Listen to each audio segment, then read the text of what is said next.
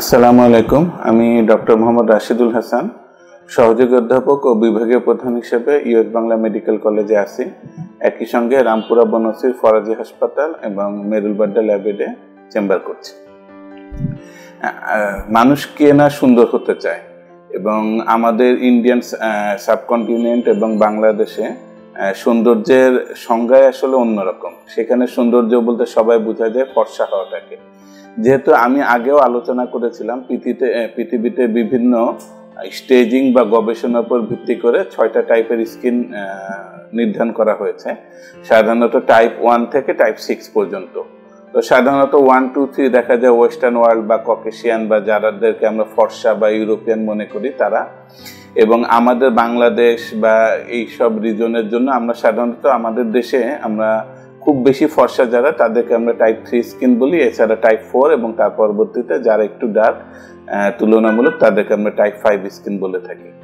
তো আমাদের সবারই একটা টেন্ডেন্সি থাকে যে কিভাবে এই রংটাকে একটু হোয়াইট বা পশ্চিমাদের মতো করা যায়। তো সেই হিসাবে বিভিন্ন গবেষণা যুগ থেকে যুগ চলে যাচ্ছে এবং বিভিন্ন জিনিস আসছে। সময়ের পরিক্রমাতে কোনোটা সফলভাবে প্রমাণিত হচ্ছে, কোনোটা আবার ততটা সফলভাবে প্রমাণিত হচ্ছে না। তো এই সব গবেষণার পরিপ্রেক্ষিতে গ্লুটাথিয়ন নামে একটি মলিকুল আধুনিক বিশ্বে এবং এখন মিডিয়া জগতে প্রচুর আলোড়ন তৈরি করেছে, এবং ডক্টররা, ডার্মাটোলজিস্টরা, অ্যাস্থেটিক স্পেশালিস্টরা সবাই কিন্তু গ্লুটাথিয়ন ব্যবহার করছেন। তো এবং পেশেন্টরা অনেকে ওটিসি প্রোডাক্ট হিসেবে ফার্মেসি থেকে কিনে বা বাইরের থেকে কোনো সাপ্লিমেন্ট হিসেবে ব্যবহার করছে। তা আসলে গ্লুটাথিয়ন কতটুকু কার্যকর ফর্সা হওয়ার ক্ষেত্রে, এবং গ্লুটাথিয়ন দীর্ঘদিন ব্যবহার করলে কতটুকু ক্ষতি হয়, এবং গ্লুটাথিয়ন কোন ফর্মে ব্যবহার করলে বেশি উপকার হয়, এইসব নিয়ে আমি আজকে কিছু আলোচনা করব। আমার আলোচনার বিষয়বস্তু বা আলোচনার যেখান থেকে পয়েন্ট নেওয়া সেটা হলো সবই রিভিউ আর্টিকেল বা ইন্টারন্যাশনালি রেপুটেড বিভিন্ন জার্নাল এবং রিসার্চ থেকে। গ্লুটাথিয়ন হচ্ছে এমন একটি উপাদান যেটাকে আমরা অ্যান্টিঅক্সিডেন্ট বলে থাকি। অ্যান্টিঅক্সিডেন্ট হচ্ছে আমাদের শরীরে প্রতিনিয়ত অক্সিডেশন হচ্ছে। অক্সিডেশন মানে বিভিন্ন প্রক্রিয়ার মাধ্যমে অক্সিডেশন হচ্ছে, যার ফলে এই অক্সিডেশন যত চলতে থাকে তত আস্তে আস্তে আমাদের বিভিন্ন অংশ বুড়িয়ে যায়। সেটাকে আমরা এজিং প্রসেস বলি। এজিং প্রসেস যখন শুরু হয়ে যায়, তো এজিং প্রসেস শুরু হলে বিভিন্ন কাজ হয়ে থাকে। যেমন একটা এজিং প্রসেস হলে মানুষ আস্তে আস্তে একটু ডার্কেনিং হতে থাকে, এজিং প্রসেস হলে আস্তে আস্তে রিঙ্কেল বাড়তে থাকে, এজিং প্রসেস হলে আস্তে আস্তে মুখের ময়েশ্চার কমতে থাকে, ড্রাইনেস বাড়তে থাকে। তো এই সব এজিং প্রসেস কিন্তু একটা অক্সিডেশনের প্রভাবে হয়। তো এই অক্সিডেশন প্রসেসটাকে বন্ধ করে দেওয়ার জন্য বা অক্সিডেশন প্রসেসটাকে কমিয়ে দেওয়ার জন্য যেসব উপাদান পৃথিবীতে ব্যবহার হচ্ছে সেটাকে আমরা বলি অ্যান্টিঅক্সিডেন্ট। তো অ্যান্টিঅক্সিডেন্ট বিভিন্ন রকমের আছে, ভিটামিন এ, সি, ই, পিকনোজেনল, তারপরে বিভিন্ন ধরনের উপাদান। তবে সব ধরনের উপাদানের মধ্যে এখন সব থেকে বেশি আলোচনা, গবেষণা এবং ব্যবহার হচ্ছে গ্লুটাথিয়ন। গ্লুটাথিয়ন কিন্তু আমাদের শরীরেও কিছু পরিমাণে তৈরি হয়ে থাকে। সেটা আমাদের শরীরের লিভার তৈরি করে থাকে এবং বিভিন্ন কাজে ব্যবহার হয়। তো গ্লুটাথিয়নের যে একটা ফর্সাকারী উপাদান আছে, এটা আসলে একটা অ্যাক্সিডেন্টাল আবিষ্কার।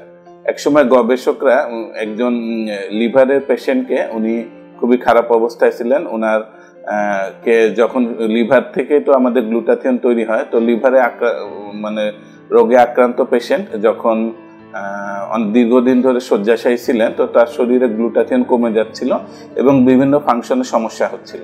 তো তখন রিসার্চাররা এবং ডক্টররা তার শরীরে বাইরে থেকে গ্লুটাথিয়ন পুশ করার সিদ্ধান্ত নিলেন।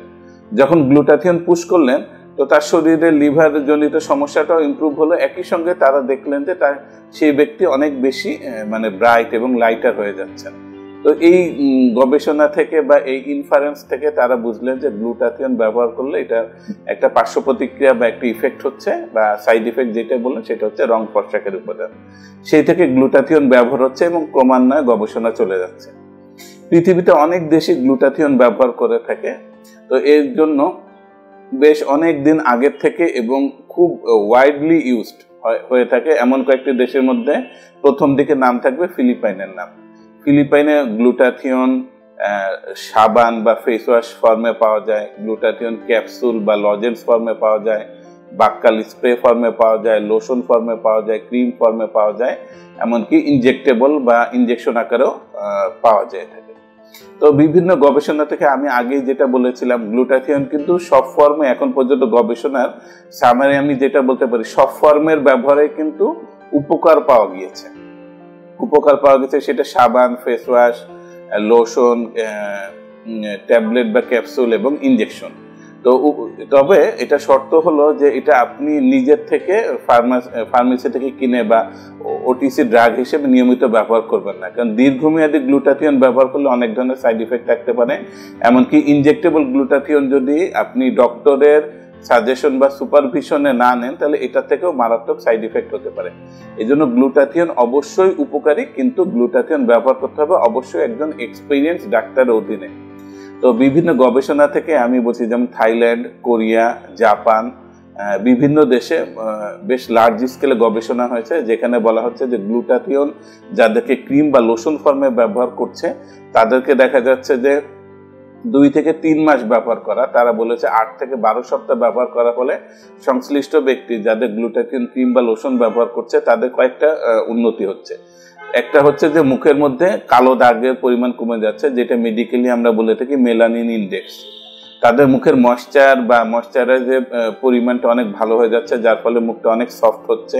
তাদের রিঙ্কেলের পরিমাণ কমে যাচ্ছে এবং একই সঙ্গে তাদের স্কিনটা অনেক গ্লো হচ্ছে এবং বিভিন্ন স্কেল বা অন্যান্য পিগমেন্টেশন কমে যাচ্ছে। তো যারা এরকম ক্রিম ব্যবহার করছেন বা তাদের ক্ষেত্রে এরকম ফলাফল পাওয়া যাচ্ছে। এবং খাওয়ার ওষুধের ক্ষেত্রে 2 ধরনের ওষুধ সাধারণত পাওয়া যায়, ক্যাপসুল ফর্মে পাওয়া যায়, অনেক সময় লজেন্স ফর্মে পাওয়া যায়।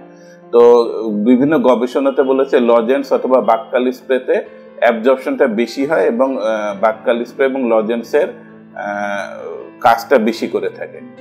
এবং গ্লুটাথিয়নের ক্ষেত্রে ইনজেক্টেবল ফর্ম বলেছে যে সব থেকে দ্রুত এবং ভালো কাজ করে, তবে সেফটি বা সাইড ইফেক্টের কথা চিন্তা করলে ইনজেকশনটা একটু কশাসলি বা সতর্কতার সঙ্গে ব্যবহার করতে হবে। তো এইসব সতর্কতা বা এক্সপিরিয়েন্স আমাদের দেশের অধিকাংশ ডাক্তারদেরই প্রচুর রয়েছে। এজন্য আমি আমার দর্শক বা রোগীদেরকে বলবো তারা এটা যেন নিজের থেকে ব্যবহার না করেন, একজন এক্সপিরিয়েন্স ডক্টরের অধীনে ব্যবহার করে থাকেন।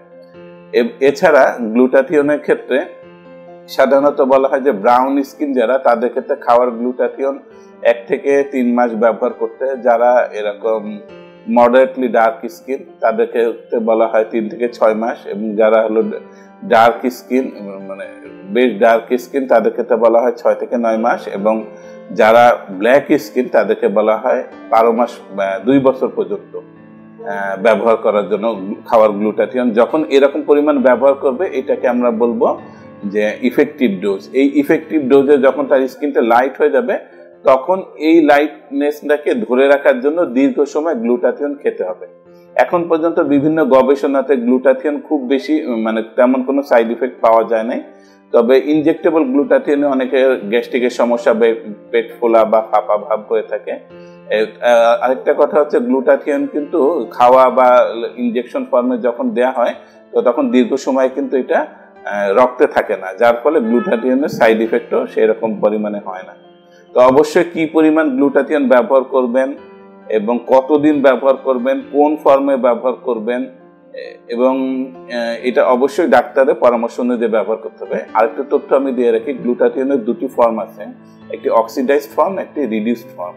তা যেমন লাগানোর ক্ষেত্রে আমরা রিডিউসড ফর্মটা তুলনায় অক্সিডাইজড ফর্মটা বেশি কাজ করে, তবে খাওয়ার তুলনায় ক্ষেত্রে আমরা কিন্তু